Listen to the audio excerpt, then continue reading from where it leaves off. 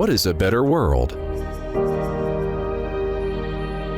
It's a new answer to an old question. It's a fantasy or wish being realized. It's innovation and transcendence. Repetitive, inefficient work will be replaced by lean production. Dangers will be forecast, making safety the norm. Distance will no longer limit our vision, enabling more vivid and diverse education.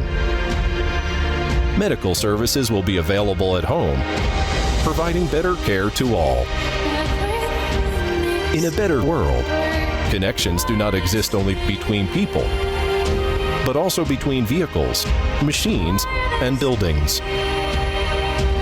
A new digital ecosystem will emerge in the cloud. Computing is at our fingertips. Facilities can independently think, learn, and solve problems. Intelligence will enter all industries and reach every corner of the globe. What you are familiar with will be refreshed. What you take for granted will be improved. Innovation is the result of connection, and transcendence is enabled by intelligence.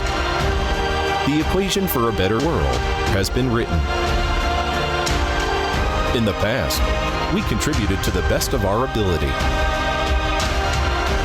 In the future, we will gather all there is and grow through connections.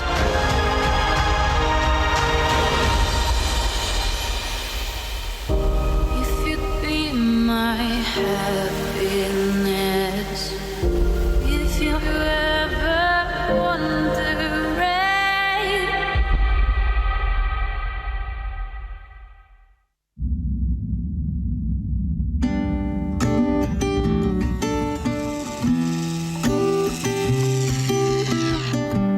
there's a house we can build. Every room inside is filled with things from far away. The special things I compile, each one there to make you smile on a rainy day.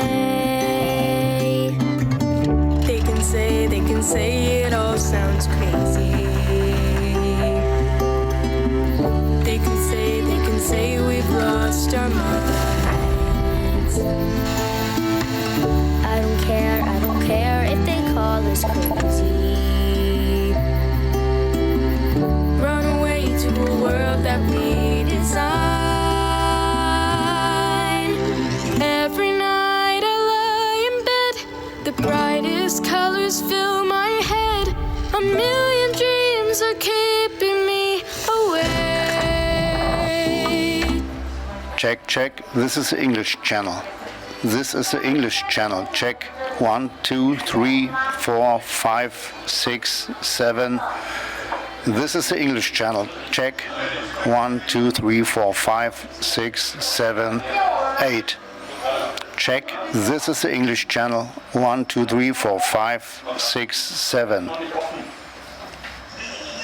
Hast du jetzt offen? Ja, hat funktioniert. Okay.43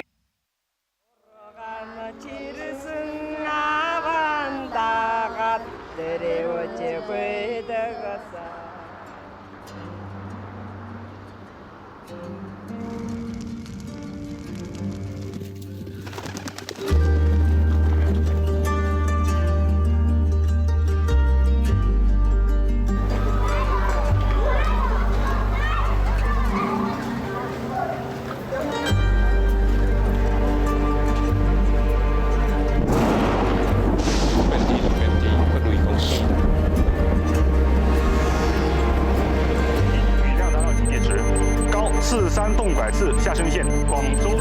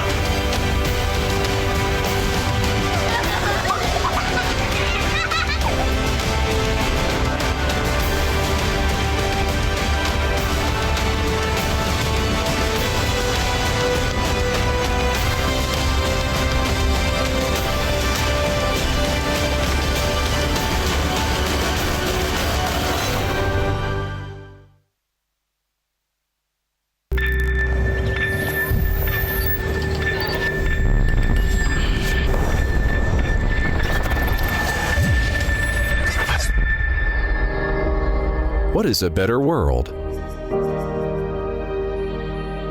It's a new answer to an old question. It's a fantasy or wish being realized. It's innovation and transcendence. Repetitive, inefficient work will be replaced by lean production. Dangers will be forecast, making safety the norm. Distance will no longer limit our vision, enabling more vivid and diverse education. Medical services will be available at home, providing better care to all. In a better world, connections do not exist only between people, but also between vehicles, machines, and buildings. A new digital ecosystem will emerge in the cloud. Computing is at our fingertips. Facilities can independently think, learn, and solve problems. Intelligence will enter all industries and reach every corner of the globe. What you are familiar with will be refreshed. What you take for granted will be improved. Innovation is the result of connection, and transcendence is enabled by intelligence. The equation for a better world has been written. In the past, we contributed to the best of our ability. In the future, we will gather all there is and grow through connections.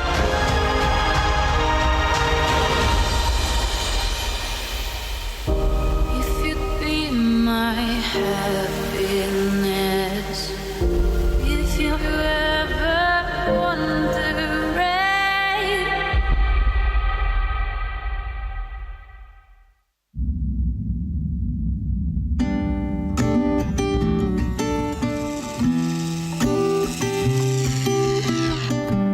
There's a house we can build. Every room inside is filled with things from far away. The special things I compile, each one there to make you smile on a rainy day. They can say it all sounds crazy. They can say we've lost our minds. I don't care if they call us crazy. Run away to a world that we design. Every night I lie in bed, the brightest colors fill my head. A million dreams are keeping me awake.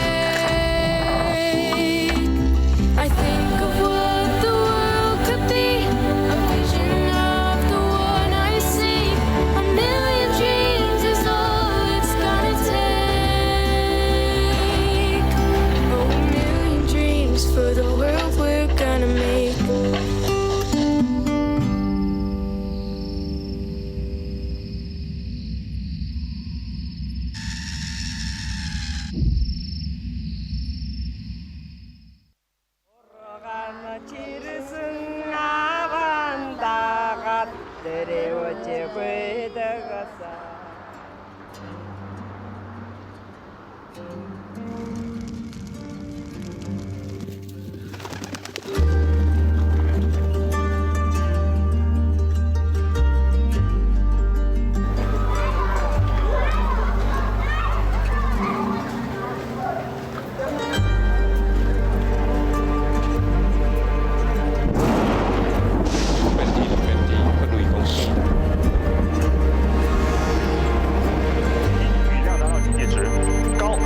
动拐次下升线，广州。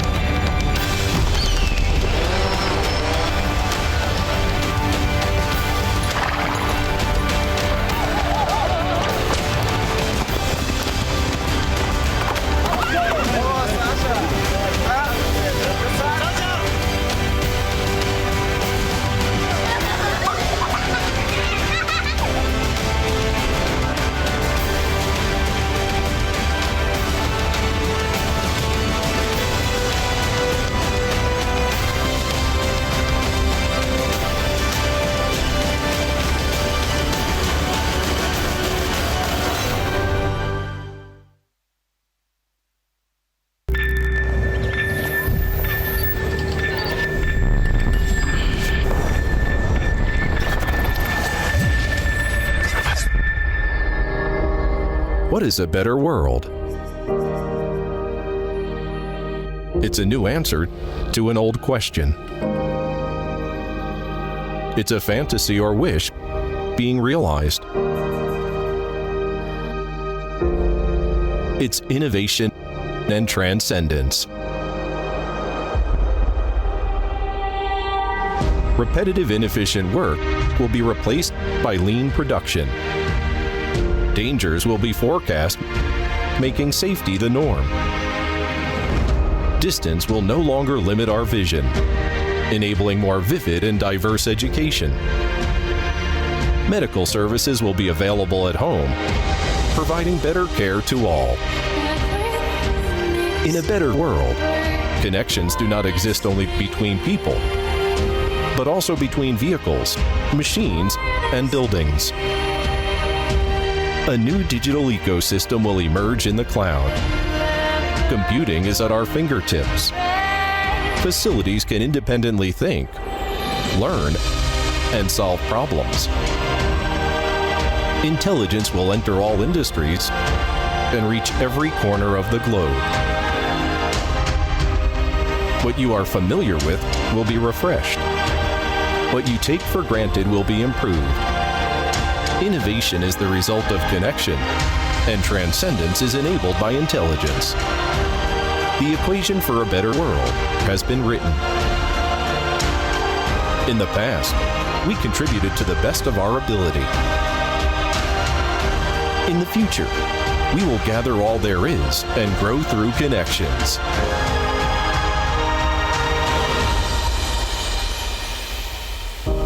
If you'd be my happiness, if you ever wonder right.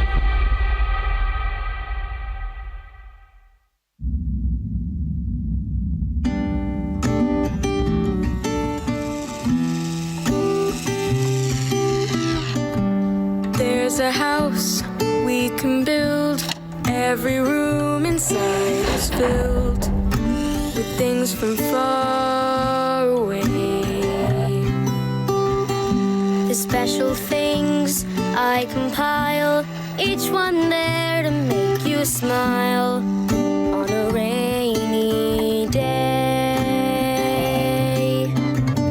They can say it all sounds crazy. They can say we've lost our minds. I don't care if they call us crazy. Run away to a world that we design.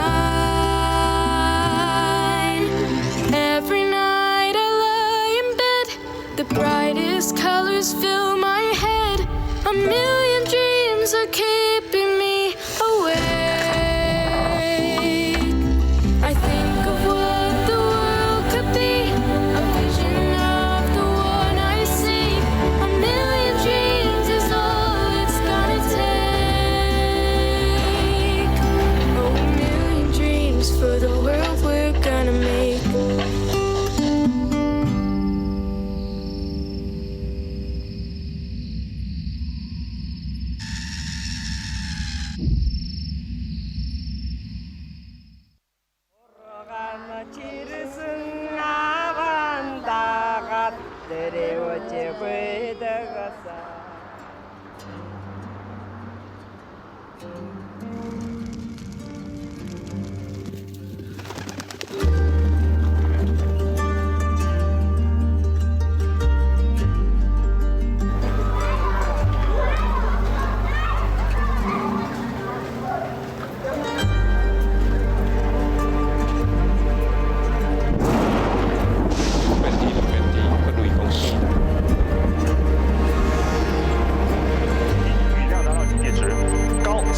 动拐次下升线，广州。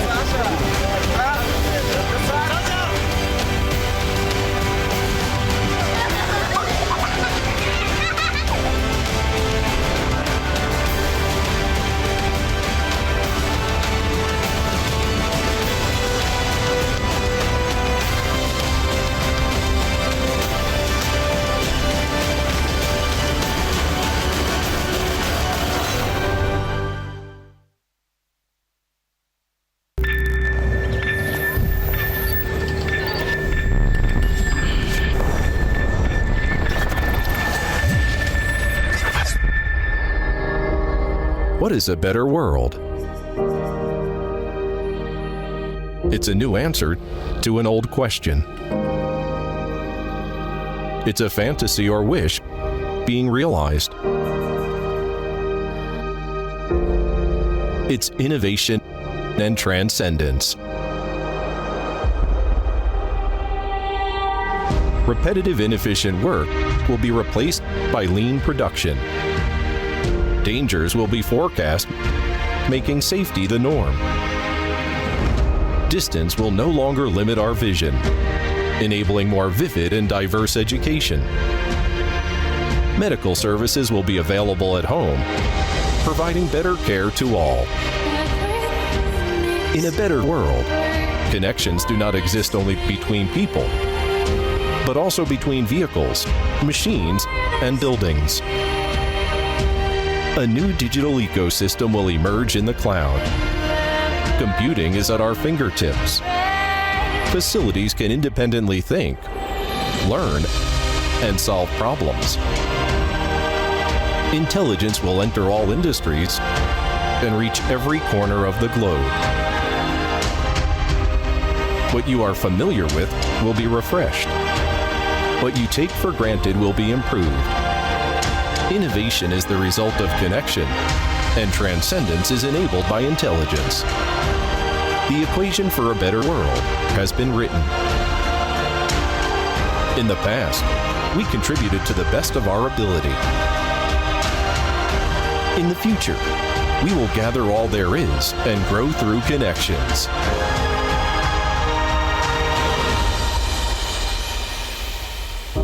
If you'd be my happiness,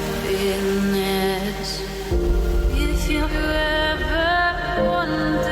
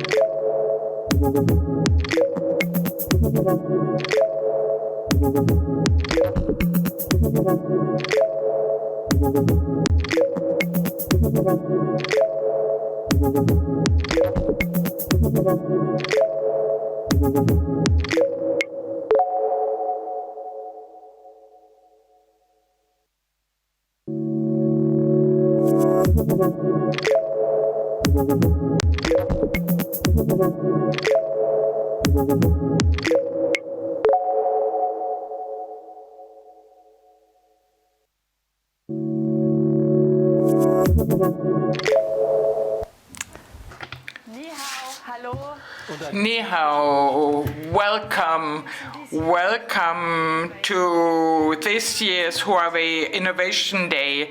My name is Mariam Theobald and I'm expert for digitization. My name is Bernhard Theiler. I'm from Deutsche Mittelstand EV and I'm responsible for your questions. So just enter your questions and we will answer them. 2020 was a special year, perhaps also a particular year, which offers us the opportunity for accelerated change towards a progressive, digitized, and above all, sustainable economy and society. The task now is to build a common platform to answer urgent questions that we did not have to ask ourselves until recently due to the positive economic development. The Huawei Innovation Day invites the actors for a discussion. This is you, the European SME sector and politicians.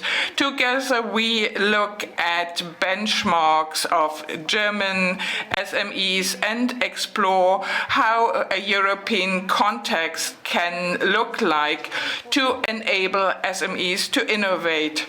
What do we mean when we say innovation? Innovation is a very emotional term. It may mean excitement, but also anticipation of exponential growth. Let us take these emotions into our programs, and we will start with very inspiring keynote speakers and the panel discussion. We invite you to ask your questions. Should we forget an issue, you can also use the Q&A session. Let's start with our host. David Lee is Huawei's president for the Western European region, and he also wants to welcome you warmly. Ladies and gentlemen, good morning. Thank you for coming to today's Huawei European Innovation Day. At our previous two events, in Rome and Paris, we spoke about how to innovate for digital Europe. This year, we'll look at how digitalization can unleash the full potential of European SMEs. SMEs are the backbone of the European economy. They are central to the EU's industrial strategy. Europe's 25 million SMEs account for 99% of the enterprises in the region. They account for more than half of Europe's GDP and provide 2 out of 3 jobs in the region. But there are still huge gaps between SMEs and large enterprises. Gaps in digital strategy, in talent, in technology, and in capabilities. Digitalization can help close some of those gaps. During the pandemic, digitalization became especially important. In September, Vodafone's SME report found that the most digitalized SMEs have identified new business opportunities at more than twice the rate of the least digitalized firms. Digitalization can help SMEs boost productivity and innovate their products and business models. But first, they must be able to go digital. This is where Huawei can help.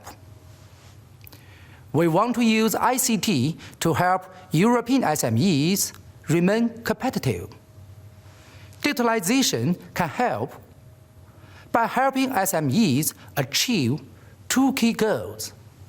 First, it will help them enlarge their customer base. With digital technologies, SMEs can reach global customers just like large enterprises. Second, new technologies like AI can help meet customer needs more accurately in a smarter way. This will create a shift from mass production to mass customization. This will help SMEs tell their own beer and diaper stories in the digital era. The new EU leadership says it wants to make the Europe's digital decade. At Huawei, we'd like to build upon that goal, making this the digital decade for European SMEs. We will do this based on 5 core principles. First, as I've said, we will help SMEs go digital.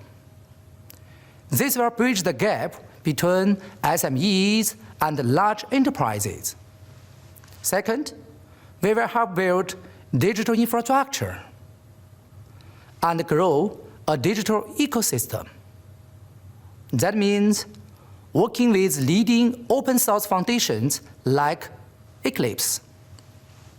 In particular, we want to offer Europe more digital innovation platforms and an alternative ecosystem.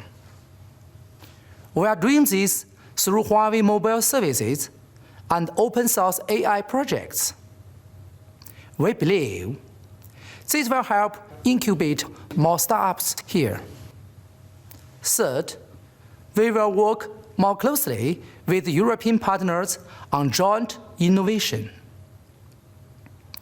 With our open labs in Munich and Paris, we will bring together local partners to jointly create state-of-the-art solutions. In total, we work with more than 1,000 enterprises across Europe. Fourth, we will help with digital upskilling in Europe. Since 2011, Huawei has built ICT academies in 12 European countries, including the UK, France, and Germany. We have trained more than 1,000 lecturers for these academies, and we train about 1,500 students every year. Fifth, we will never forget that data belongs to customers and users. We will focus on breakthroughs in infrastructure and key technologies. But we are more than happy to leave data management and operations to our local partners. These are our 5 commitments to you. Huawei faces some tough challenges these days. But let me tell you this, we will not stop innovating. Whatever happens, we will work to meet our obligations to customers and partners. We will survive and we will thrive. We will keep contributing to innovative new technology because innovation drives progress. For that reason, I'd like to conclude my calling on everyone here today to help create a level playing field for innovation that powers the digital economy. Thank you all very much.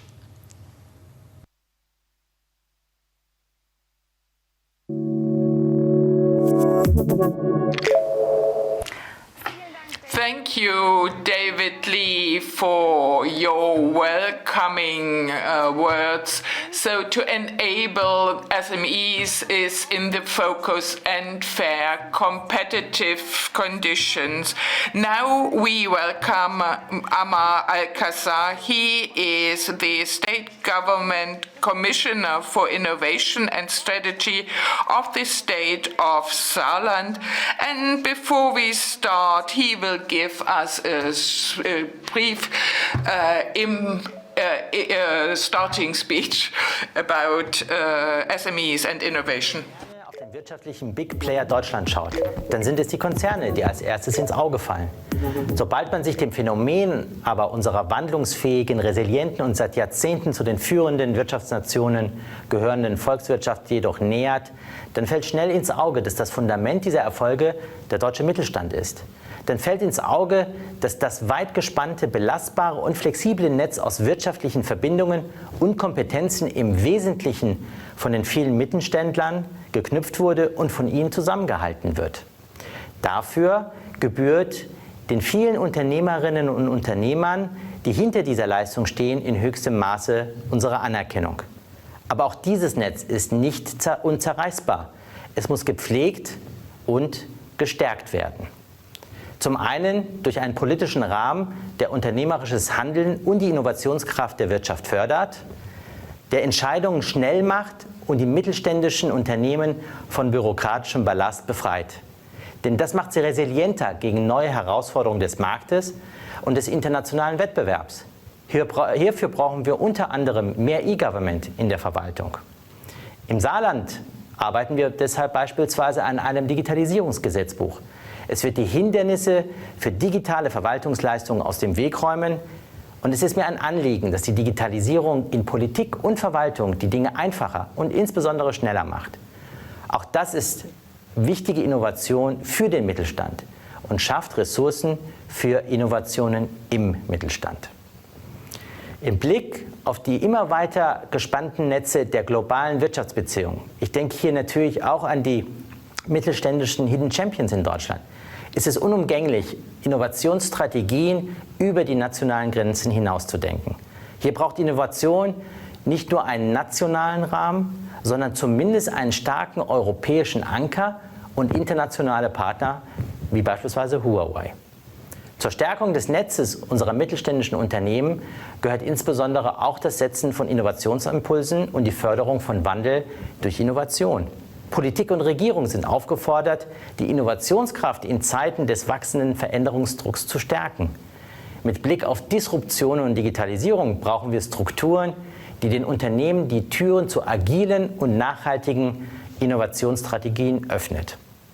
Gerade auch für den Mittelstand ist hierbei der Ausbau von schnellen Datennetzen mit Breitband und 5G bis hin in den ländlichen Raum wichtig. Die Datenleitungen sind das Einmaleins für gelingende Digitalisierung und für gleichwertige Lebensverhältnisse in allen Regionen. Wir benötigen zudem eine umfassende Innovationsförderung, einen starken Technologietransfer aus unseren hervorragenden Innovations- und Forschungseinrichtungen und zusätzliche Anreize für eine zügige Digitalisierung der Betriebe. Wir brauchen einen dynamischen Strukturwandel und neue innovative Geschäftsfelder, gerade auch für den Mittelstand. Ich setze mich deshalb dafür ein, dass Innovation und Technologietransfer immer auch vom Mittelstand her gedacht wird. Dafür durch neue Orte für Vernetzung und Innovation, durch neue Formate für Wissenstransfer, durch starke Konzepte für innovative Gründungen und durch das Aufgreifen von Fragestellungen und Ideen aus dem Mittelstand. Deshalb ist der Austausch mit den Entscheidern des Mittelstandes wichtig, damit wir gemeinsam die notwendigen Innovationsimpulse für ein starkes Netz der Zukunft setzen. In diesem Sinne wünsche ich allen Teilnehmerinnen und Teilnehmern am heutigen Huawei Innovation Day interessante Impulse für neue Projekte und Innovationen.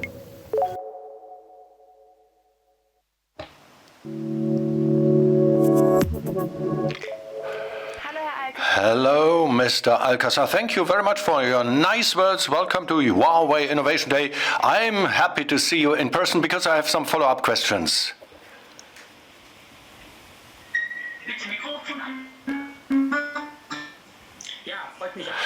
I'm happy too. Thank you so much for having me. And this is also the program.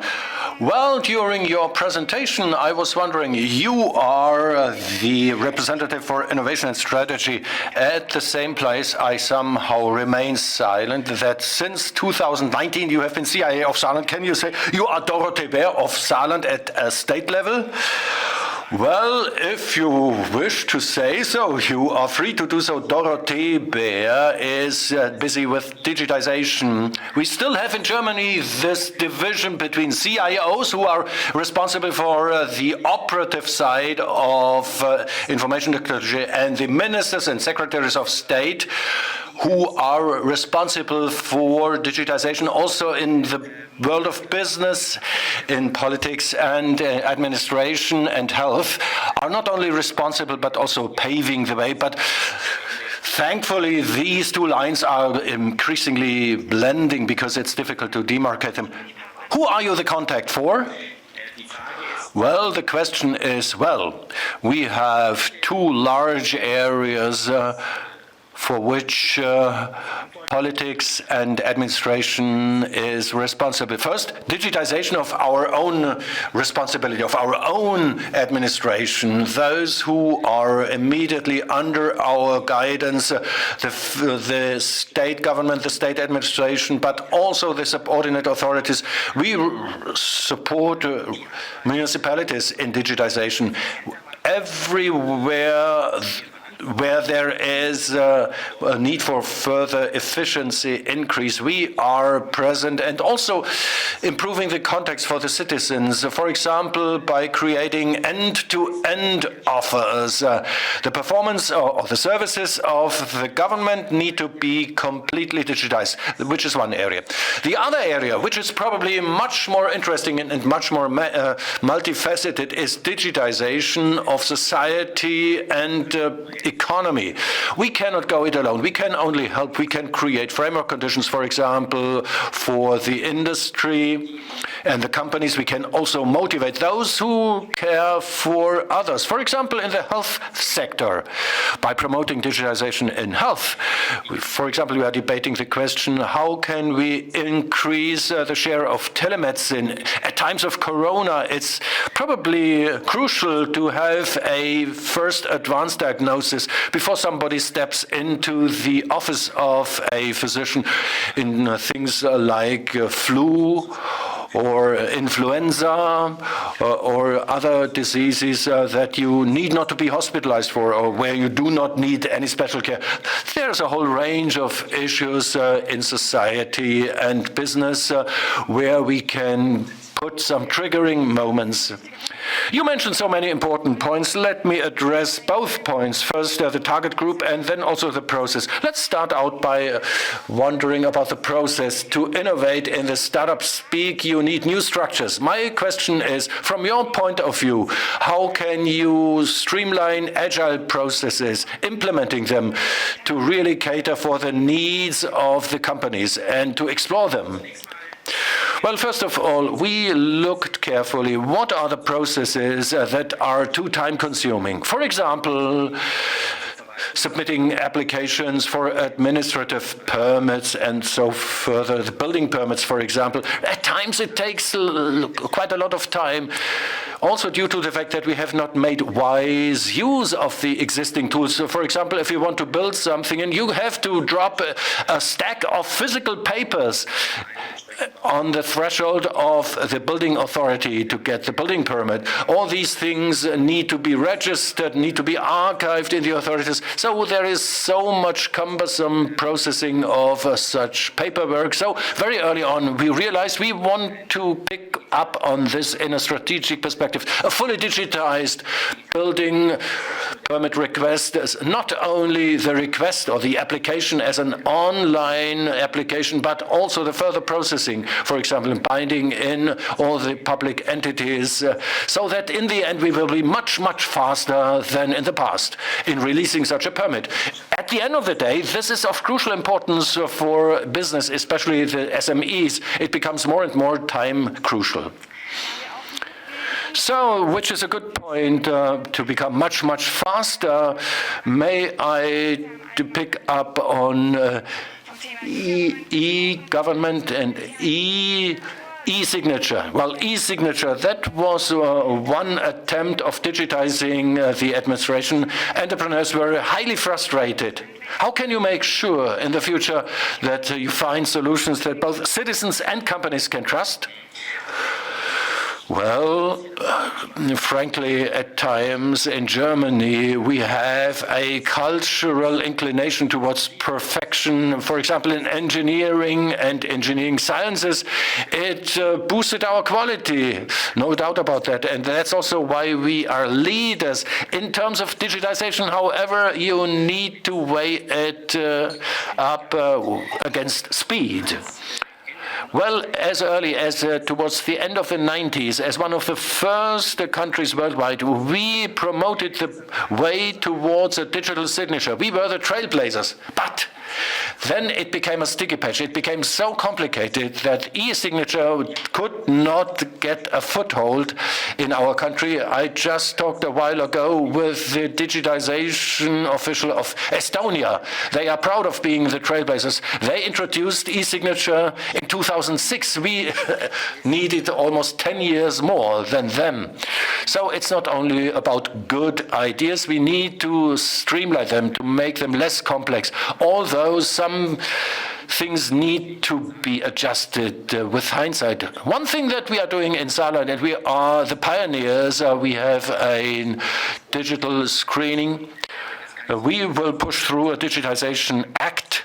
We have more than 2,000 regulations in laws and decrees. We have examined them. We have checked whether they really need to be put down in writing or whether they can be replaced by an email with a digital signature. And our finding is that more than half of those regulations can be replaced with, or can be eliminated without replacement, or can be replaced by an e-signature, just by a very simple procedure, not the highly complicated e-signature, because the risk of failure is so small that simplicity wins over absolute perfection. So make many things less complex but more successful. I find this highly interesting that you brandish this motto, less complexity in the design process. You speak so much about convenience or user-friendliness. You mentioned it at the beginning. You have a special situation. You need to be user-friendly for two groups, both for the administrative officials and for the companies. The question arises, how can you make sure that at the end of the day, such government tasks are not handed over to the companies? Well, it's the primary task of any politician to compensate or to consider carefully where are things implemented most efficiently. So it would make little sense to push over things to other stakeholders. Well, effectively, we are quite efficient in doing so.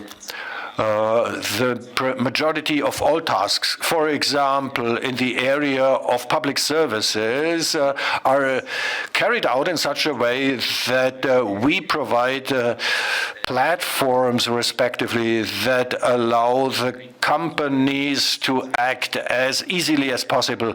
And I have a background as an entrepreneur. It's a good example. Estonia is a good example, both for the citizens and for the small and medium enterprises. The submission of tax returns has become much easier, so easy that I can do it on my own without being helped by a tax consultant.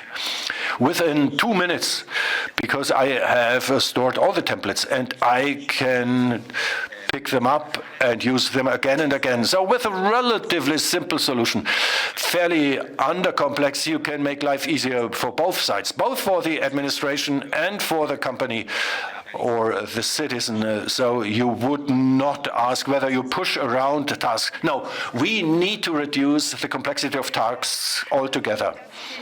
So, which is, of course, an important point. I think platforms can help a great deal. One final question. Do you have any wish for the benefit of your employer, the federal state of Saarland? Well, my wish would be that we, even in future, can muster the agility and can also take along the citizens in this state towards a viable future, because you may have so many ideas in politics and in the government. If you cannot convince the citizens and the companies, it won't work. And that's my utmost desire, that the people pass along these lines towards progress, even though some things might appear cumbersome or too fresh, too new, but in the end, everybody will benefit. That is my wish, to take people along so that we can go the way together. Thank you so much, Mr. Alcázar, for this frank talk, and thank you very much for giving your input for Huawei Innovation Day. Super, great, thank you.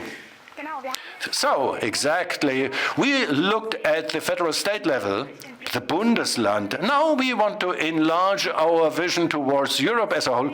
We have invited Mr. Kurz. He's a member of the European Parliament. He's also a member of the board of SME Europe.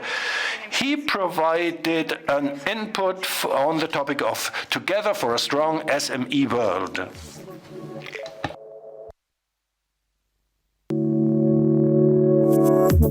As a member of the Economics and Monetary Affairs Committee of the European Parliament for a second 5-year period, I can tell you that the economic crisis due to COVID-19 is even more complicated than the previous one.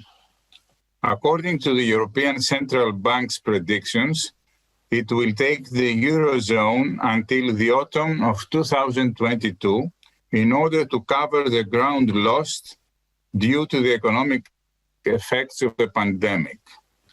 Things will be even more difficult for the member countries of the Eurozone, with economies with major structural problems and a great dependency on tourism, the services sector, small and medium enterprises, and very small family-owned businesses.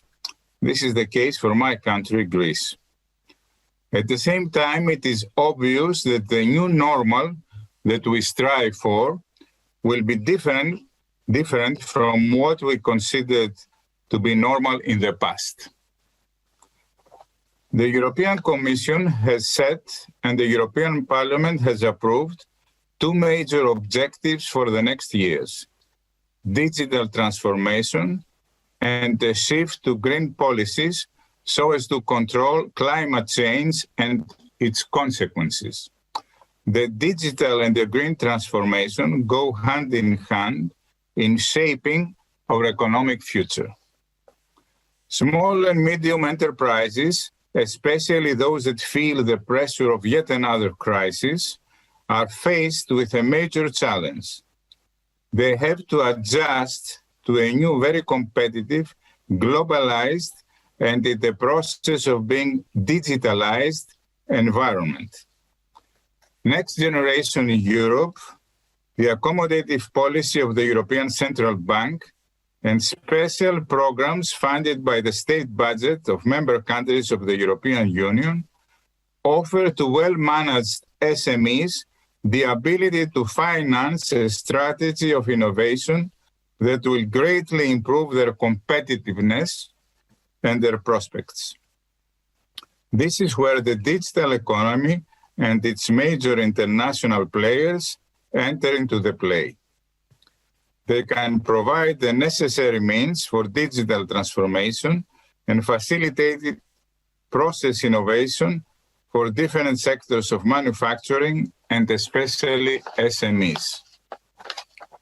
They can assist in the digital automation of manufacturing processes and of supply chain processes. Big data analytics can help bring about a reduction of costs and an increase in efficiency.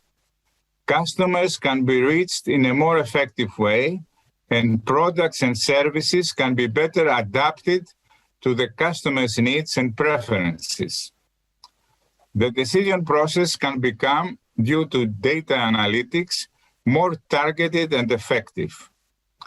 Cloud computing also offers new opportunities for SMEs. SMEs can also boost their marketing strategy with the help of e-commerce.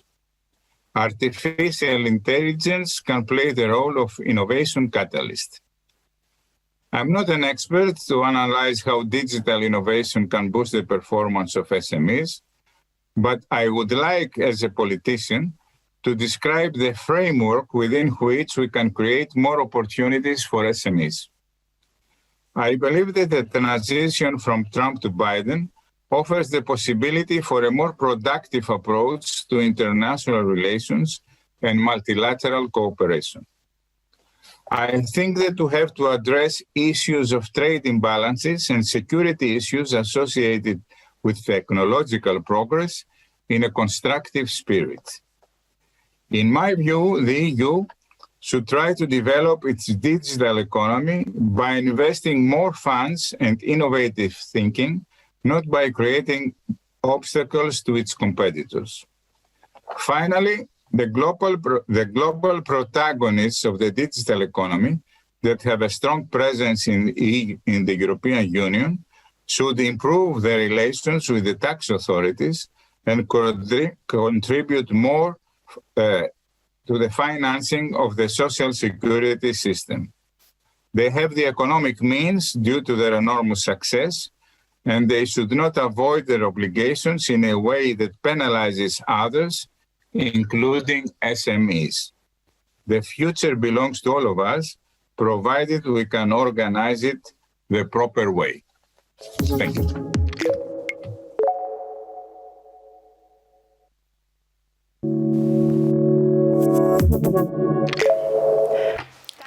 Thank you, Mr. Kurtzes, for this perspective from the EU, but I wonder what does the German SME sector says. This is very interesting. So we asked Andres Keck, President of German Mittelstand, what is your opinion? What boosts the SME sector?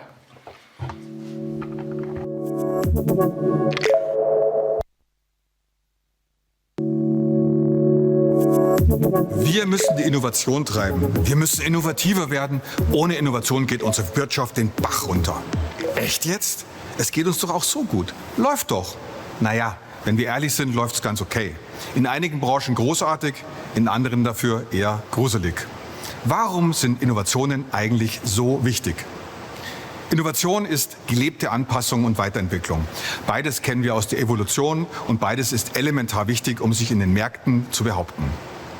Jahrtausende waren die Dinosaurier die Könige der Welt, bis dann ein Meteorit die Lebensbedingungen drastisch veränderte und die Anpassungsfähigkeit dieser Lebewesen schlicht zu gering war. Selbst mächtige Wesen wie der Tyrannosaurus Rex wurden Opfer dieses Wandels, obwohl sie eigentlich perfekt auf die damaligen Lebensverhältnisse angepasst waren. Was lernen wir daraus? Nun, im Kleinen sind wir alle irgendwie innovativ und entwickeln uns weiter. Wir steigern unsere Effizienz, entwickeln Produkte und Methoden weiter und wehren uns so mal mehr und mal weniger erfolgreich gegen die Konkurrenz. Allerdings schwirren, um im Bild zu bleiben, auch einige Meteoriten in unseren Sphären, die unsere Rahmenbedingungen drastisch verändern. Algorithmen, künstliche Intelligenz, 3D-Druck, das Internet der Dinge oder auch die Robotik verändern, wie wir Produkte und Dienstleistungen entwickeln, produzieren und vertreiben. Und nicht nur das Wie, sondern auch das Wer das herstellt, ändert sich. Maßanfertigung wird in Bereiche vordringen, die jetzt noch völlig von Massenproduktion beherrscht wird. Technologien wie Blockchain werden Prozesse und Zusammenarbeit im Unternehmen, aber auch über Unternehmens- und Ländergrenzen hinaus hinweg sicherer, transparenter und vertrauensvoller machen. Wer allerdings bei einem neuen Auftrag erst nach Anfrage durch den potenziellen Kunden anfängt, sich mit den Möglichkeiten solcher Techniken zu beschäftigen, läuft Gefahr, dass andere das Rennen machen, die solche Lösungen längst haben. Wer die vielen neuen Optionen der Digitalisierung nicht zumindest für sich und sein Unternehmen prüft, handelt aus meiner Sicht fahrlässig, wahrscheinlich sogar grob fahrlässig. Wer wird zukünftig vorne dran sein? Diejenigen, die darauf setzen, dass alles so weiterläuft wie bisher, oder diejenigen, die neue Technologien smart einsetzen und bessere, coolere und günstigere Produkte damit anbieten. Aber welche Innovationen sind jetzt für wen eigentlich hilfreich? Das kann ich leider nicht pauschal beantworten. Aber es hilft vielleicht ein Blick auf die unterschiedlichen Bereiche im Unternehmen. Zuallererst denkt man wahrscheinlich an die eigenen Produkte und Dienstleistungen. Hier ist jeder gut beraten, darüber nachzudenken, wie sein Angebot mit neuen Technologien smarter und besser werden kann. Aus Marketing-Sicht also die Frage, welche Nutzen und welche Mehrwerte geboten werden können. Neben den Produkten sollten wir aber auch einen scharfen Blick werfen auf unsere Prozesse. Hier wird Qualität erlebbar, hier wird Effizienz gesteigert und manchmal leider auch viel Geld liegen gelassen. Amazon hat nicht immer die besten Preise, oft sogar dieselben Produkte wie viele andere, aber fast immer die besten Prozesse. Technologien wie KI, Blockchain können helfen, Prozesse zu optimieren, zu automatisieren, Fehler zu vermeiden, Kosten einzusparen und vieles mehr. Wer das heute nicht im Blick hat, muss sich nicht wundern, wenn Wettbewerber aus welchem Winkel der Erde auch immer einem mit Qualitäts- und Kostenvorteilen das Leben schwer machen. Lassen Sie uns auch einen kurzen Blick werfen auf das Thema Vertrieb. Welche Bedeutung haben soziale Medien und Suchmaschinen? Wie wichtig sind digital präsente Marken geworden? Wie funktioniert heute der Vertrieb? Wie wird er morgen funktionieren, wenn vielleicht smarte Maschinen ihre Bestellungen autark platzieren? Können Sie damit schon umgehen? Ist das relevant für Sie? Wird es möglicherweise bald relevant werden? Wie geht es weiter bei Services und Dienstleistungen? Welche Aufgaben werden zukünftig Roboter übernehmen? Welche Services erwarten die Kunden zukünftig von einem? Was lassen sich Wettbewerber einfallen, um einem die Kunden wegzuschnappen? Wie entwickeln sich die Preise? Wer ist in der Lage, preisaggressiv Märkte zu erobern, weil er technologiebasiert schlicht kostengünstiger produzieren kann? Für den einen skizziere ich hier ein echtes Horrorszenario, für den anderen ein Universum an Chancen. Innovation, liebe Unternehmerinnen, liebe Unternehmer, fängt im Kopf an. Innovationen vorantreiben ist eine Sache der Einstellung, dem Mut zur Veränderung, der Durchsetzungskraft gegenüber dem inneren Schweinehund und der Durchsetzungskraft gegenüber Verhinderern und nicht veränderungsbereiten. Es ist eine Sache des Wollens und letztlich des Machens. Denn Machen ist wie Wollen, nur krasser.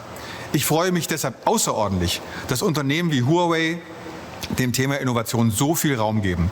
Wir sind hier gerade im Huawei Open Lab in Ismaning, wo gemeinsam mit großen und kleinen Partnern neue Ideen getestet und ausprobiert werden. Gute Sache, wie ich meine. Insofern sage ich ganz herzlich Dankeschön und würde mir wünschen, dass solche Initiativen Fortsetzung finden. Bleiben Sie gesund, bleiben Sie neugierig, bleiben Sie innovativ. Ihr, euer Andreas Keck vom German Mittelstand.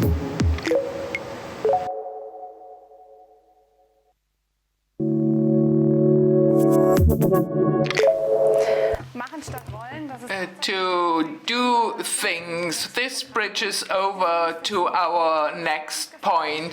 Actually, we traveled across Germany to identify the best innovation benchmarks, and you will see them now.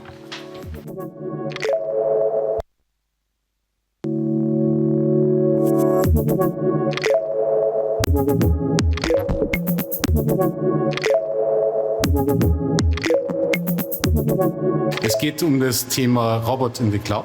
Wir haben Transportfahrzeuge, die eine sehr aufwendige Logik enthalten, und wir verlagern diese Intelligenz und Logik des autonomen Transportfahrzeuges in die Cloud. Wenn ich die Intelligenz auslagere, habe ich ein zentrales Gehirn, der in der Lage ist, auch wirklich Roboter oder autonom fahrende Fahrzeuge miteinander koordiniert, dass sie auch gemeinsam Aktionen durchführen. Die Herausforderung bei autonomen Transportfahrzeugen ist, sie beinhalten sehr viel Intelligenz, diese Transportfahrzeuge. Diese Intelligenz ist teuer, kompliziert und aufwendig zu warten. Und es geht darum, das zu vereinfachen und die Intelligenz des Transportfahrzeuges, des autonomen Transportfahrzeuges in die Cloud zu verlagern.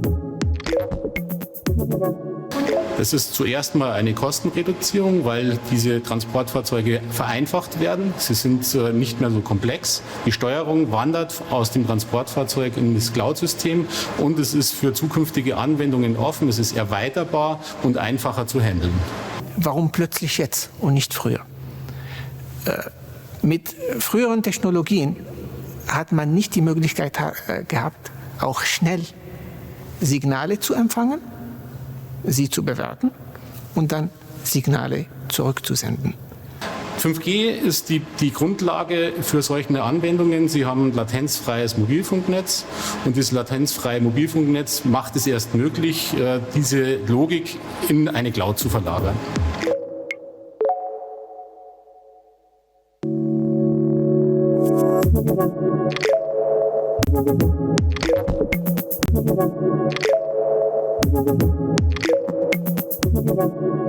Der Bernard Mobility Analyzer ist ein optisches System, das mit Hilfe von künstlicher Intelligenz automatisch Verkehrsteilnehmer auswertet und erzählt.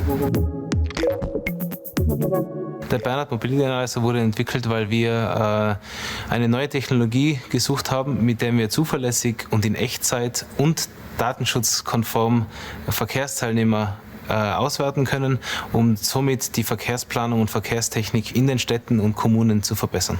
Wir lösen das Problem, dass wir den Stau reduzieren, indem wir den Verkehrsfluss durch unsere intelligente Optik optimieren können. Die einzelnen Verkehrsteilnehmer werden durch das im Bildmaterial durch automatische Objekterkennung erkannt. Anhand von unterschiedlichen Merkmalen der einzelnen Verkehrsklassen werden diese Verkehrsteilnehmer dann den unterschiedlichen Klassen zugeteilt, beispielsweise Pkw, Lkw, Bus und so weiter. Und diese Verkehrsteilnehmer werden dann über das gesamte Sichtfeld der Kamera sozusagen verfolgt, um die Trajektorien aufzuzeichnen, und das hilft uns dann zu identifizieren, von wo nach wo welches Fahrzeug fährt. Die Herausforderung war es, dass wir hier mit einer komplett neuen Technologie ein System eintrainieren mussten, das unter allen Bedingungen draußen funktioniert. Das heißt, es muss für alle Wetterbedingungen und alle Lichtverhältnisse optimal funktionieren.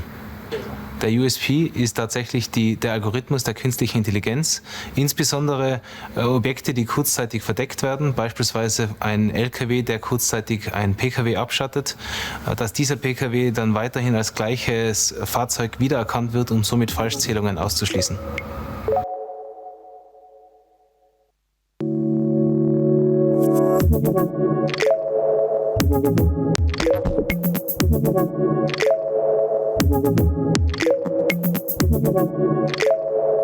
Wir haben es geschafft, unsere Funktionalität der klassischen Bachmann Connectivity für das Büro mit einer neuen, innovativen Smart Workspace Plattform zu verheiraten.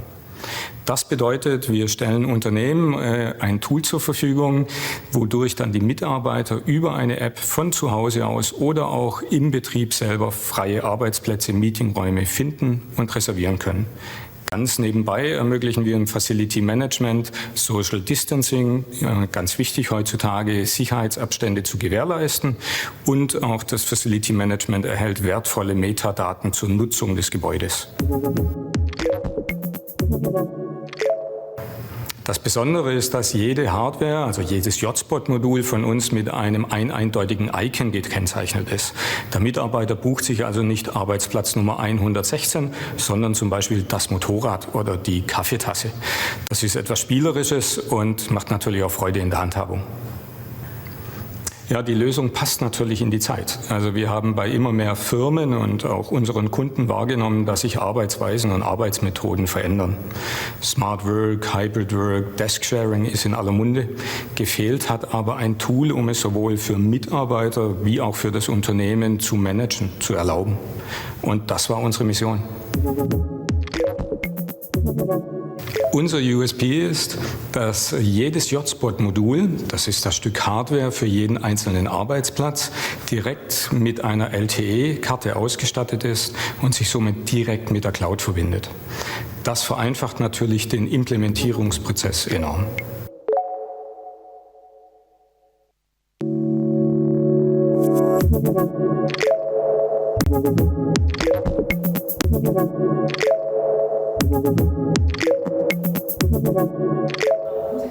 Hallo, mein Name ist Jens Göbel, wir sind in Dormagen bei der Tech GmbH und wir treffen uns heute, damit ich euch meine Kanaldrohne zeigen kann. Aus Gesprächen mit den Kommunen haben wir erfahren, dass die Kanalmitarbeiter während der Inspektion sich großen Gefahren aussetzen, und um diese zu schützen, haben wir das Kanalsystem mit der Drohne entwickelt. Diese Drohne ist kollisionsgeschützt aufgebaut. Das ist ein Spezialdesign, was uns ermöglicht, auch gegen Wände zu fliegen, um weiter quasi den Kanal inspizieren zu können. Unsere größte Herausforderung war die Funkstrecke, da wir unterirdisch mit sehr vielen Reflexionen zu kämpfen haben, und wir müssen gewährleisten, dass wir eine sichere Funkverbindung von dem Sender zur Drohne herstellen können. Wir sind 10-mal schneller als herkömmliche eingesetzte Mittel. Die nächsten Schritte in der Entwicklung sind für uns, dass das System autonom durch den Tunnel fliegt, ohne einen Piloten dabei zu haben. Hier allerdings werden wir noch ein bisschen Zeit benötigen, da die Sensoren, welche benötigt werden, in ihrer Größe erst schrumpfen müssen, damit diese auch sozusagen in die Systeme integriert werden können. Das Thema KI würde ich gerne kurz in 2 Sektionen aufteilen. Einmal ist es sozusagen die visuelle Bildbearbeitung, um Schadensanalysen den Kunden schneller darlegen zu können. Und das zweite ist das autonome Fliegen. Das können wir ein bisschen vergleichen wie mit Tesla auf der Straße. Allerdings fehlt uns hierfür noch ein bisschen die Größe der Sensoren. Die müssen kleiner werden, damit wir es in die kompakten Systeme integrieren können.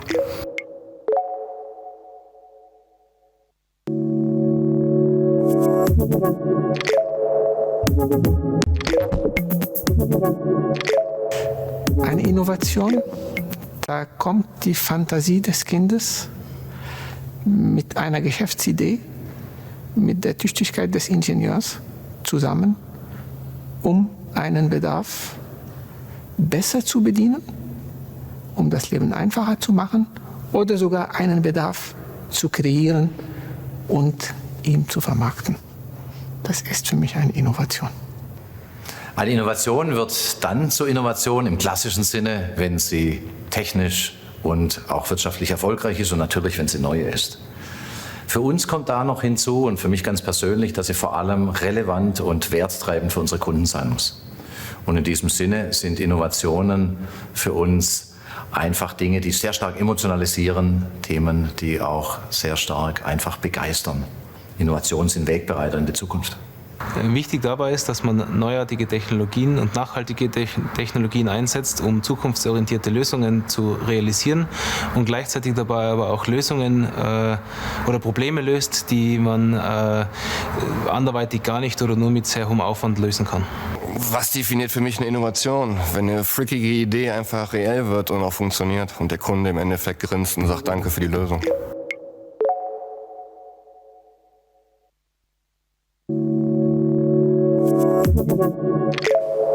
Wow, wir haben gesehen, es passiert. Wow, we can see that a lot is happening, but how can these solutions be scaled up and how can we cooperate better across industries?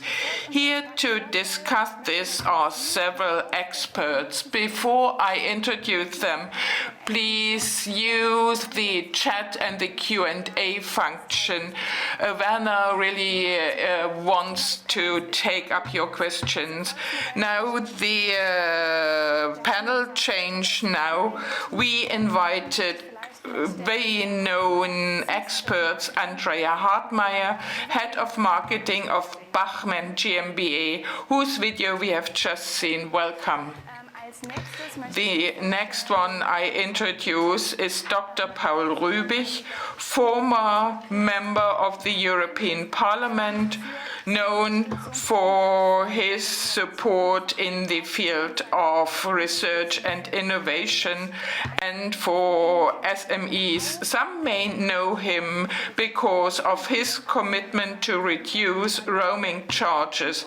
So he has brought us a bit closer in Europe in mobile internet.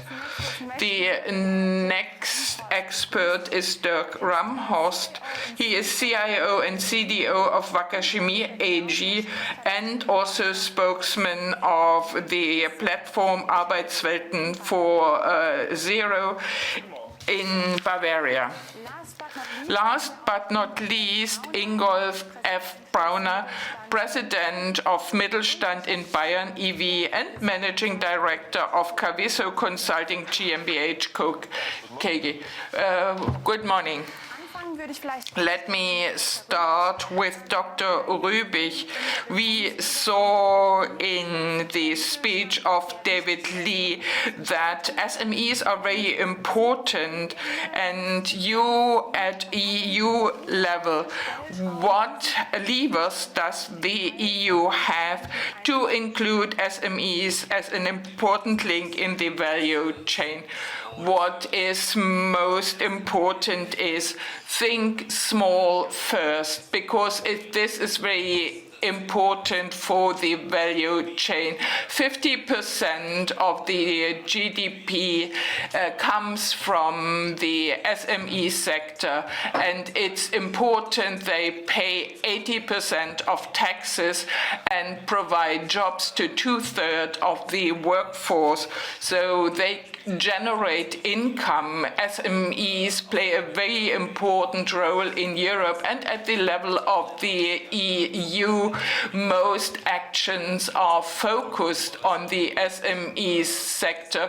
In the Horizon Europe program, 50% of the funds will be geared into the SMEs.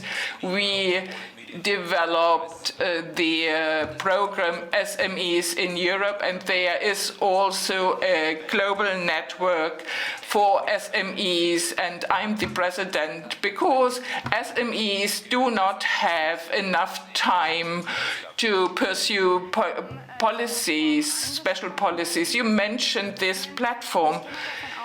I assume that different European countries have different innovation dynamics. Some may be faster, others slower. They may have different strategies. How can you manage to bring them together in this platform? We have a new European research framework, Horizon Europe, with 100 billion euros, but this is the smallest part of the European research landscape.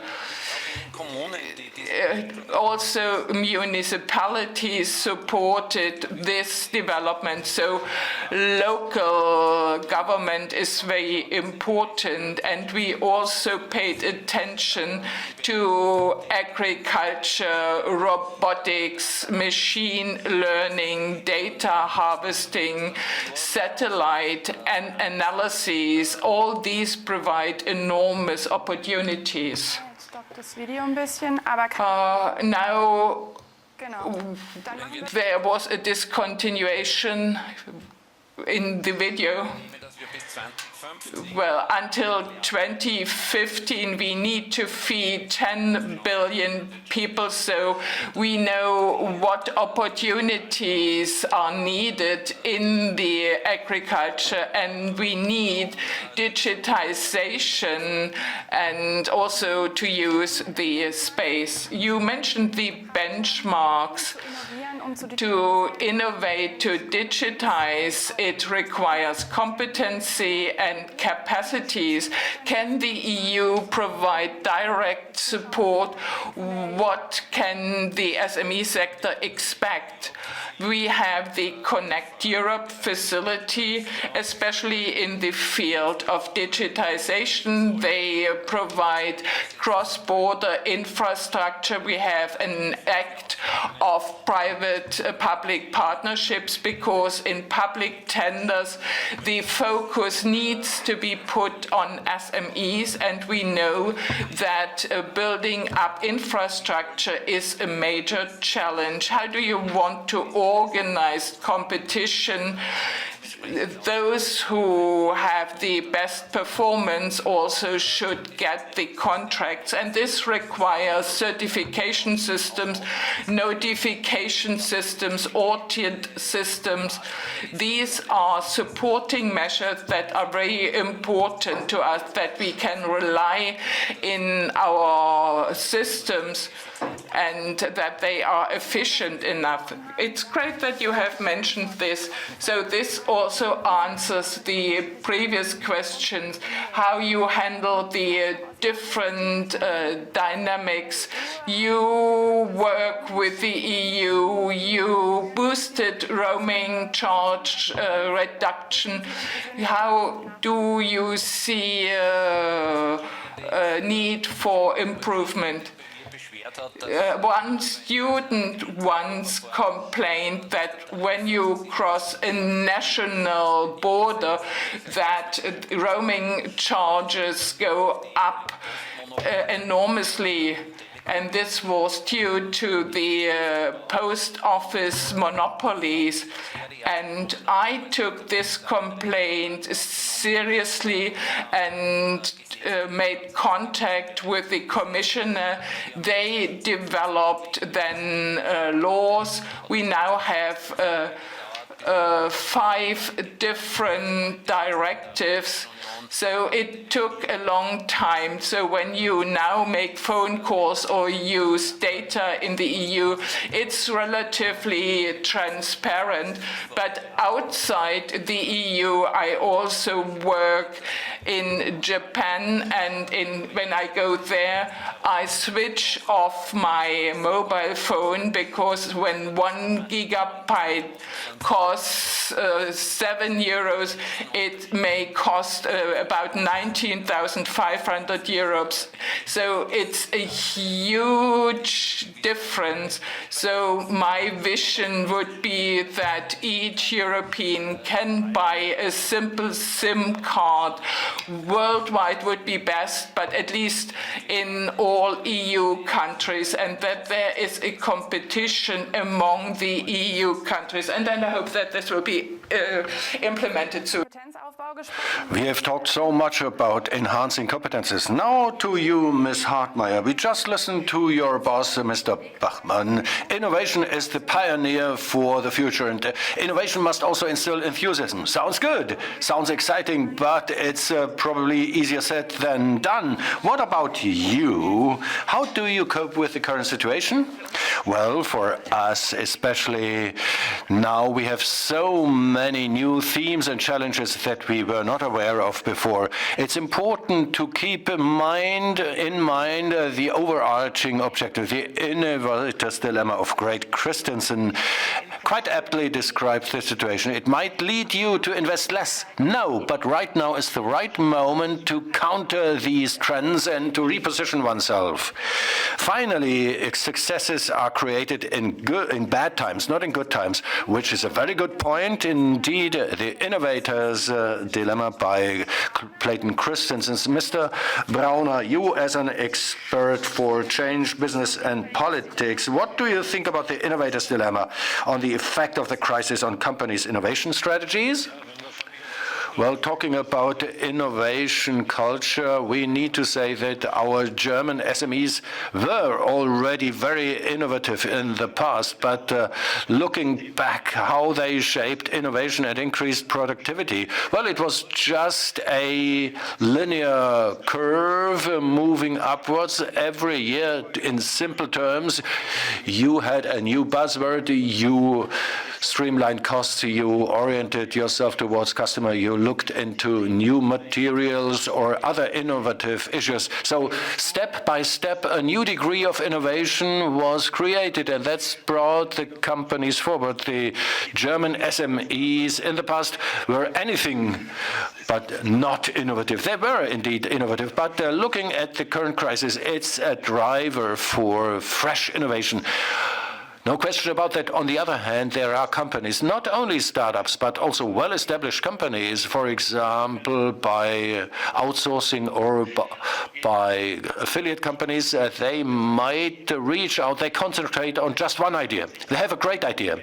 They try to find an investor that is able to invest money. It needs some groundwork to commit themselves to this.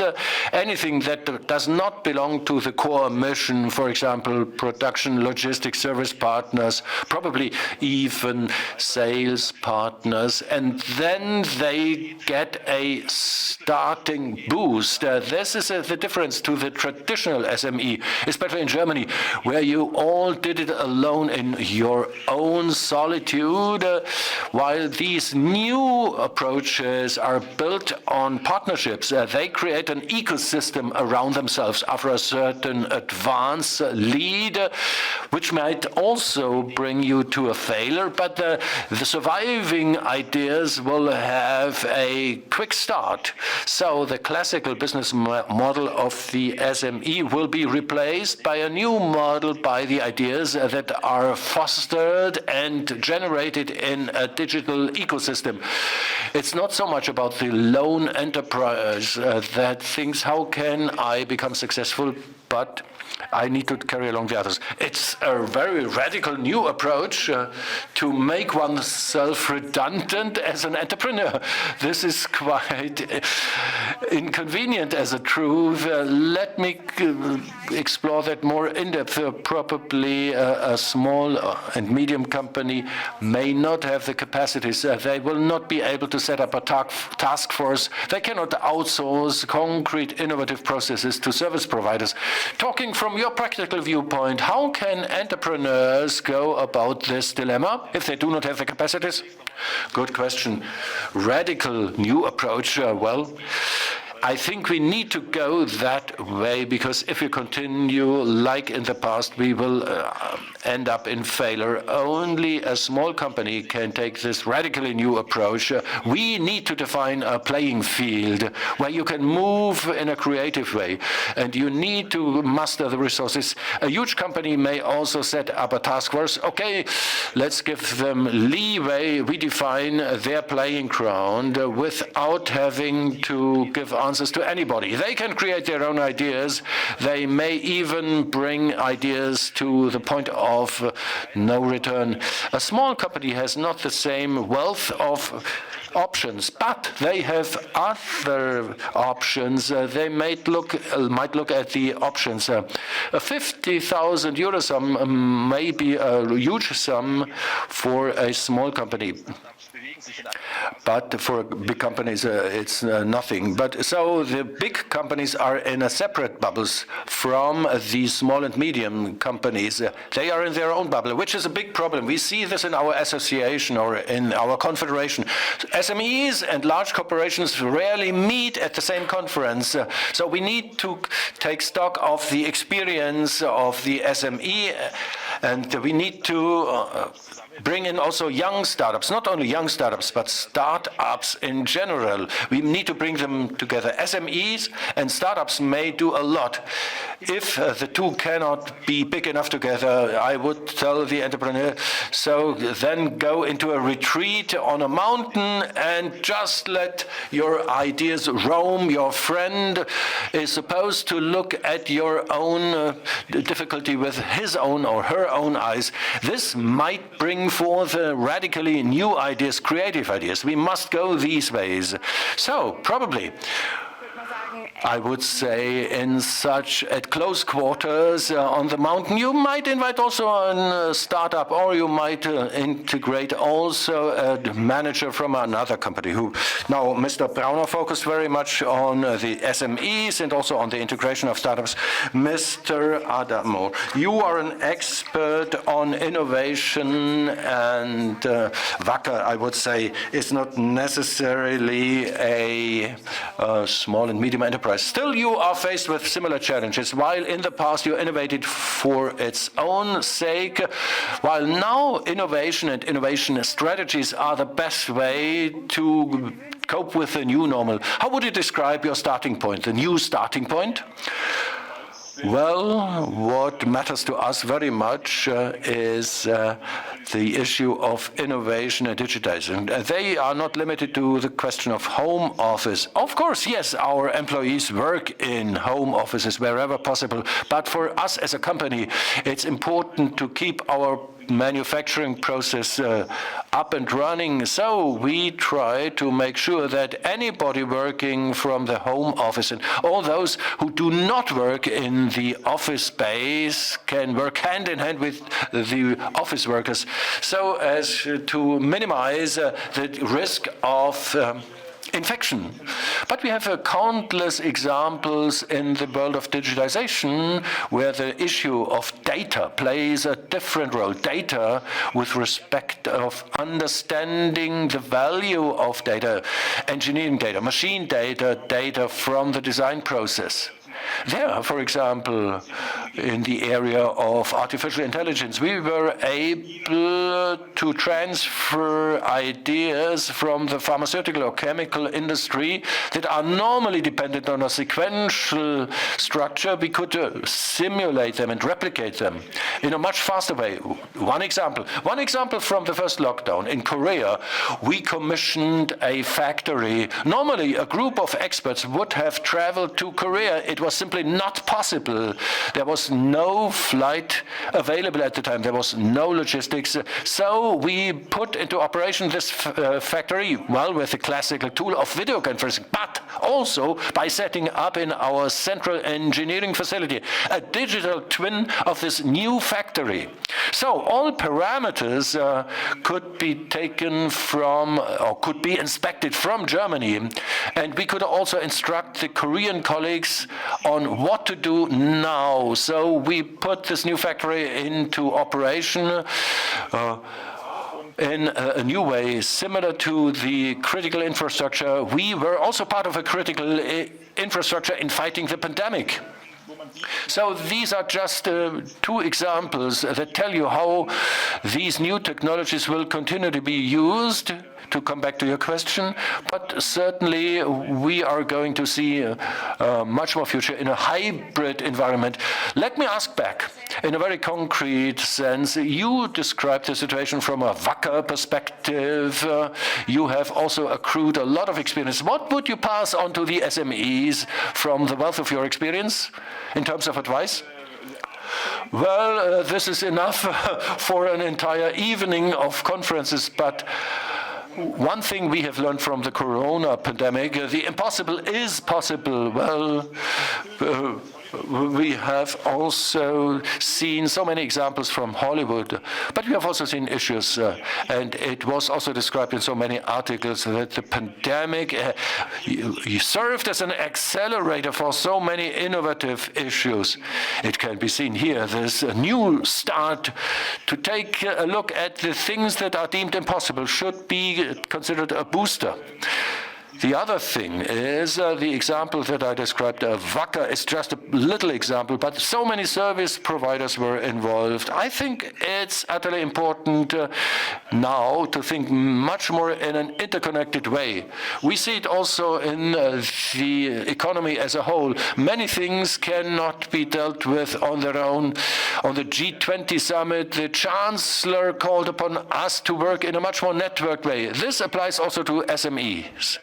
In the sense of supply chains or partner networks with suppliers, with customers, just get things into moving, change things together, because they are no longer possible the way we did it in the past. Well, a follow-up question, please. How projects can be confronted in a new way. Customer focus is certainly also a buzzword in Wacker, although you are rather moving in B2B relations. How can you keep in contact with your end customers? We are, as an end consumer brand, are not visible for the citizen at large. Looking at the pictures of our panelists, I would guess that we are behind the screen or in the textile or wherever. I would say we are present there in a hidden way. So the challenge is to be involved very early on in the design process of our customers. The team members, the engineers, the research experts are trained for the benefit of our customers. We do this in the Wacker Academy, which is almost a traditional academy or like a university. It would not be possible in the old way. We had to switch to the digital. We created workstations with cameras where our employees could train the customers how to apply our products. And we did this 1,000 of times with concrete, detailed courses or with rather general training seminars. In the past, this was hardly possible. But now, this new normal that we are talking about will be the leading way into the future.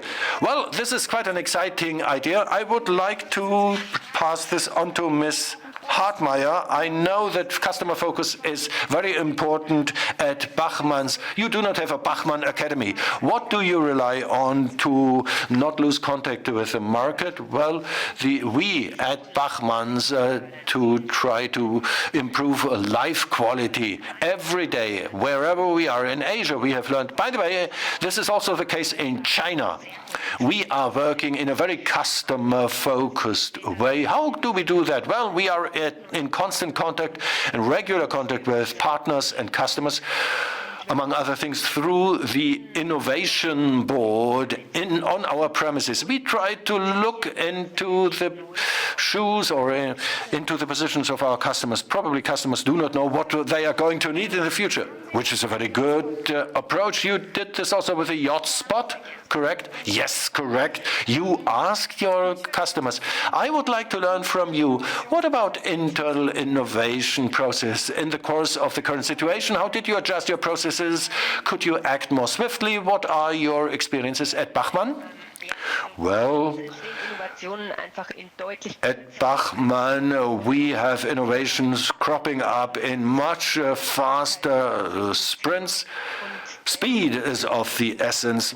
Still, we need the necessary time to fulfill our premium commitment and to satisfy our customers. Another very important point is that, yes, of course, we work with our innovation teams in-house, but we are also increasingly committed to global co-development as an SME, also with some startups. Yes, in Yotspot, this did play a role, but also with universities and technology colleges all around the world. This has really changed over the past months. So, all panelists, if I look around, Mr. Brauner, Ms. Hartmeier, Mr. Ramholz kept saying it is important to bet on the networks and to cooperate inside networks. My question goes now to Mr. Rübig. If our viewers tell us, well, sounds great, networking, but can I just enter a URL? Is there any program where I just, all players from corporate to SMEs to startup can be brought together on a European level? For example, a program where you just can register?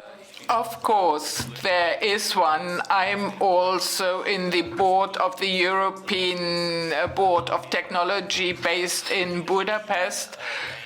There we have different innovation units where we deal with the triangular between business, research, and policies, where we try to implement researches and promote universities. We just heard from Prime Minister Kurz that there will be a new university just dealing with this issue, and cooperation with the European Institute of Technology and the European Innovation Fund with a budget of about 10 billion euros. So in this research program, Horizon Europe, which is the biggest one in the world, we specifically dealt with the question of digitization, also in the health system and in the field of mobility and production. So we have set priorities in all of these areas in order to enable cooperations with startups, SMEs, universities, and research institutes, and to offer a network architecture. So I can only call upon you that we are very active in social networks, so we can really offer a global network. So a call to social media, I can only subscribe to it. If you've got questions, you can do it now. Ask questions directly to our panelists. Use, please, the chat function or Q&A. First, a question to all of you. If we see the current situation as a great opportunity, well, the current atmosphere is dominated more by uncertainty. So it's up to the political level to create confidence and trust. So what is your expectation from the political level so that the SME can make the commitment to invest in the digital decade for European SMEs? Mrs. Hartmeier.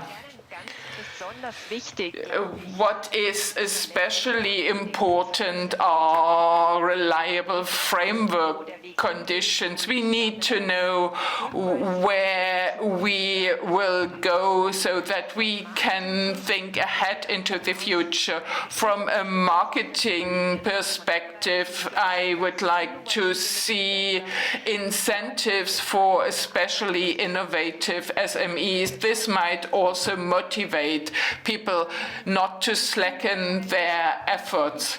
I think many will agree to this. Mr. Browner, also to you, perhaps more from the perspective of a representative of the SME sector. What do you expect from the political level?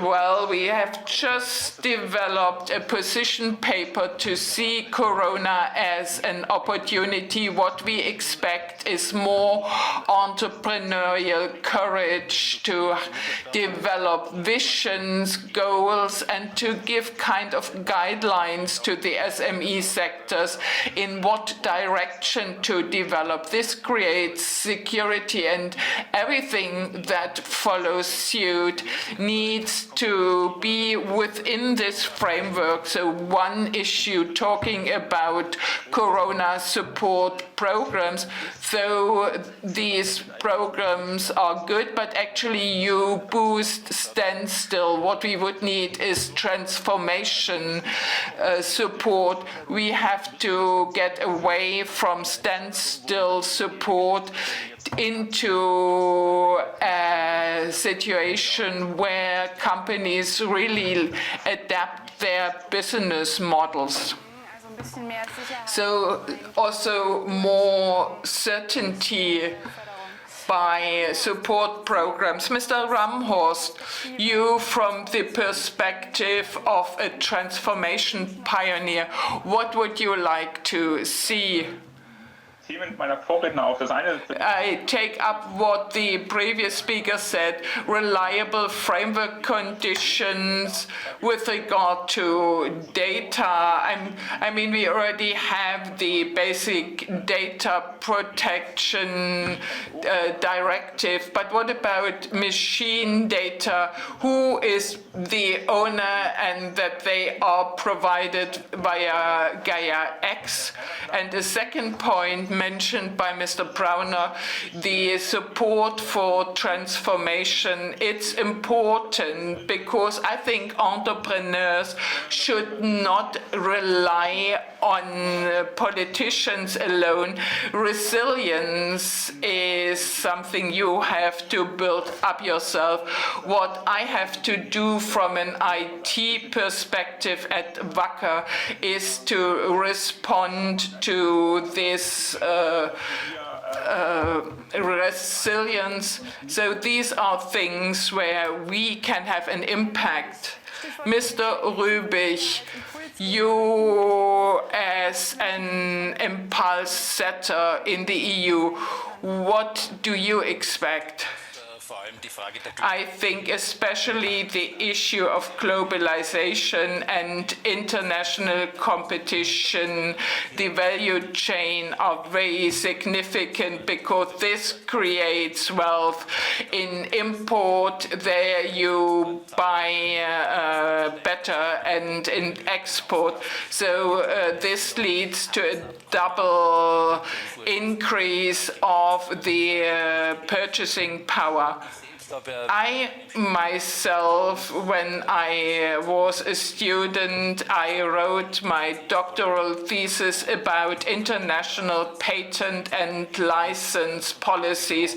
So I would like to see that copyright laws are modernized at the EU level so that we have common framework conditions.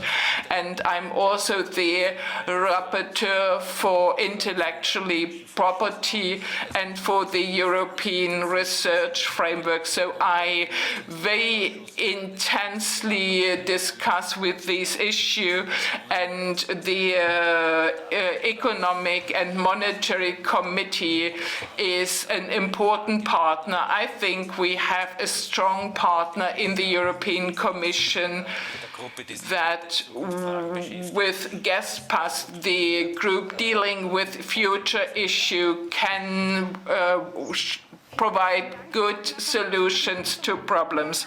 Well, now, Werner, did we receive questions? Thank you also to the group for the lively discussion and the food for thought. I've got a question I think probably directed to Ingolf. Ingolf, how can you get change into the mindset of the workforce? How can you take them along? It's a very good question, and it's difficult to answer this in a brief period, but it's one of the most important questions, because to change a company without taking the workforce along would lead into disaster. I mentioned a new mindset, how to make a company redundant. This also needs to take the workforce along. It's important to be open right from the beginning and to involve the employees. Often you do not know how many ideas the employees will develop when you create an open playing field. So in total, it's very important to involve the workforce. Of course, there are some employees who are not so open to change, but you also have to take them on board. You will not be able to change each individual, so the people also have responsibility, but in total the most important thing is to take employees along and not just to develop new ideas in a kind of ivory tower. So again, to work and cooperate together. This is very important in the business sector. I've got a question probably directed to Andrea or Dirk. How can you develop a digitization project across countries? Well, there are, of course, commonalities and differences. It's a bit similar to what Ingolf has said. Here you also have to take people on board early on. So classical project management, right from the beginning, to look at the individual needs, the conditions in the different markets, and either you have to organize different projects that can come together later. So it's communication, and digitization is sometimes also something new for many of us. You have to embark on new ways, you innovate, and of course it differs from country to country, but at the end it needs to be a unity. And what about you at Wacker? Do you agree or do you have different experience? I can just confirm what Andrea said. It's not a replacement of one size fits all. Let's take the example of how to handle mobile telephony. It's quite different in Asia.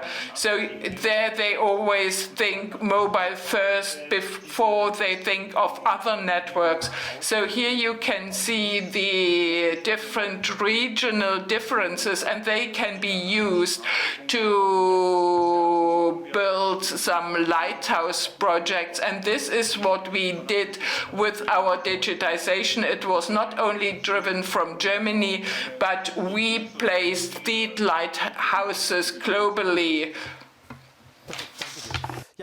Perfect, thank you. Mike, next question goes to Paul. What is the role played by 5G in establishing a Europe-wide digital infrastructure? Buzzword, European Connected Facility. Well, 5G is yet another step in digitization. I believe that many new applications will be generated. And of course, 5G will be rolled out globally, so we will become interconnected more and more. Right now, we are working on standards for 6G, so the train never stops. The digital space STOA is a technical options assessment by the European Parliament. We looked at the variety of options. Yes, of course, it's just about keeping the infrastructure state of the art. And we are seeing this increasingly, how real world is reflected in virtual world, with the only difference that the virtual world can be calculated much better than the real world.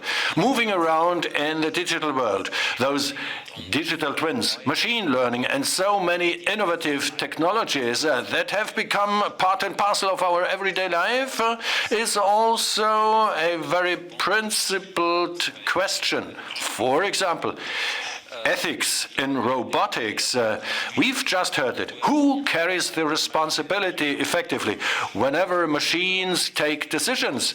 At the end of the day, it's about rolling out a legal framework and a legal space for this new 5G technologies.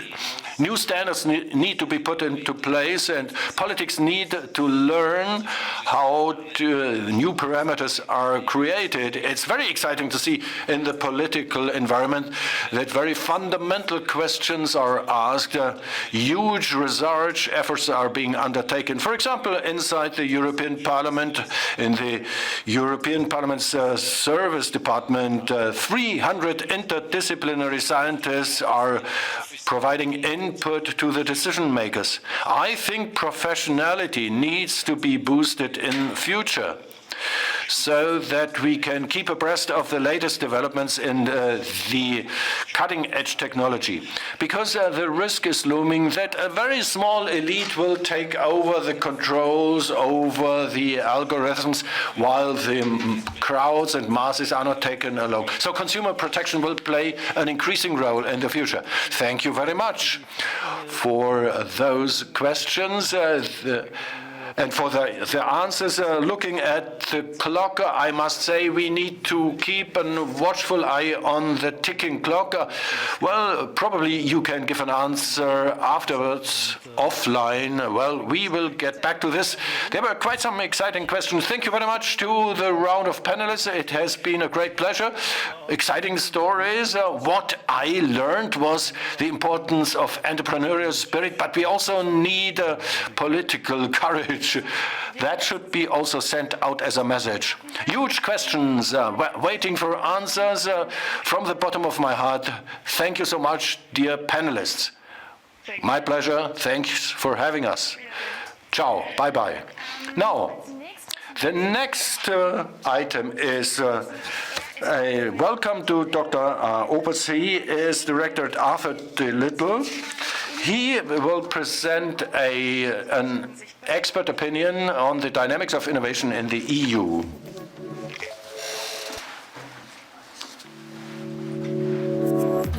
Dear ladies and gentlemen, it's a pleasure for me to present to you today a novel approach to digital transformation and policy reform. We at Arthur D. Little are convinced that improving digital infrastructure should be central to national ICT policy. Yet while every country is increasing its investment in digital infrastructure, many are not able to fully benefit from such investments. Successful digital economies require a whole range of infrastructure and capabilities, but countries often have scarce resources and finite funds. Choosing and prioritizing focus areas is therefore key. Hence, I begin with the recognition and definition of country archetypes, designed to act as a reference model that countries can adapt based on their current situation. On this slide, you can see the different archetypes we developed. Let me focus on two of them. You can find the full report with the explanation of all archetypes on both Huawei's and Arthur D. Little's website. Innovation Hub. Countries in this archetype capture the highest value from the ICT industry. They are leaders in conceptualizing and developing new technologies and commercializing innovative solutions based on them. They are home to global digital giants and can foster technology-enabled startups. Countries like the US, Sweden, or South Korea match this archetype. We here in Germany belong to the efficient prosumers archetype. Such countries are niche players that innovate and deploy solutions for dominant local industries.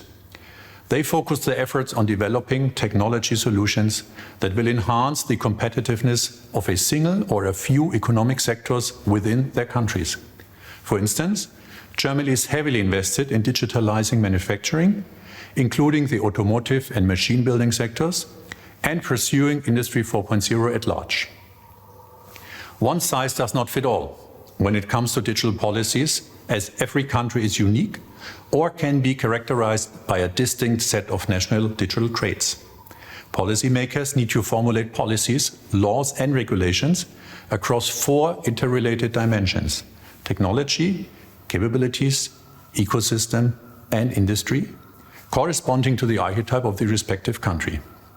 I cannot go through an assessment of all key policy areas now, but with respect to Germany, and especially to SMEs, it's clear that we are lagging behind in some areas, but are leading in other areas.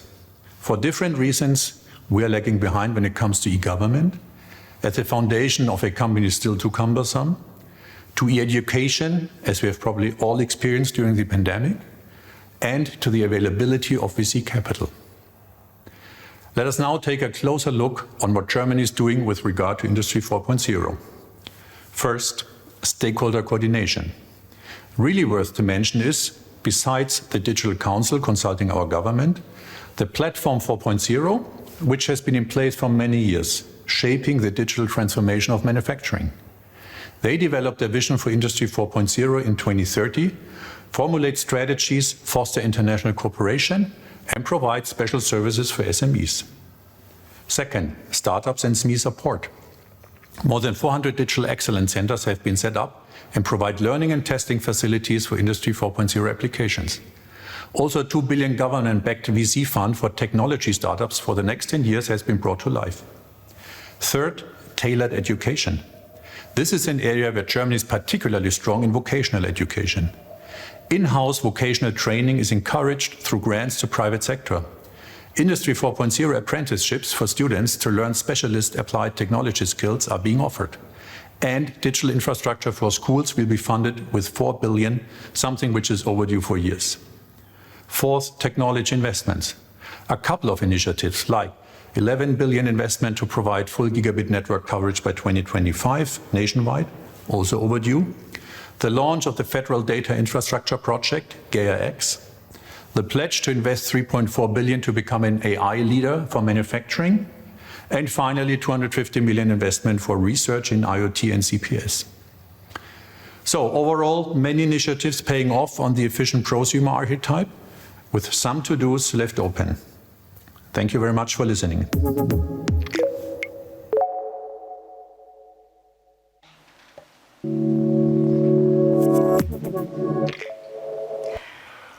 Thank you, Dr. Opitz, for this strategic insight into innovative dynamics of the EU, which brings us to the closing round of our event. I have learned so many things. We have seen Europe has a stable network. It has got so many innovation and technology drivers. So nothing prevents us from ushering in the digital decade for the SMEs. Well, my last act here is to extend my thanks to you, Werner. So it has been exciting for me too. There is so much innovative power. Let's knuckle down to work. Knuckle down to work. We have seen this also in our panelists. Thank you very much to our panelists and to you, dear viewers. Without you, without the European SME Huawei Innovation Day would not have been the success that it has become. Thank you to you. Stay healthy and have a good time. Ciao, servus.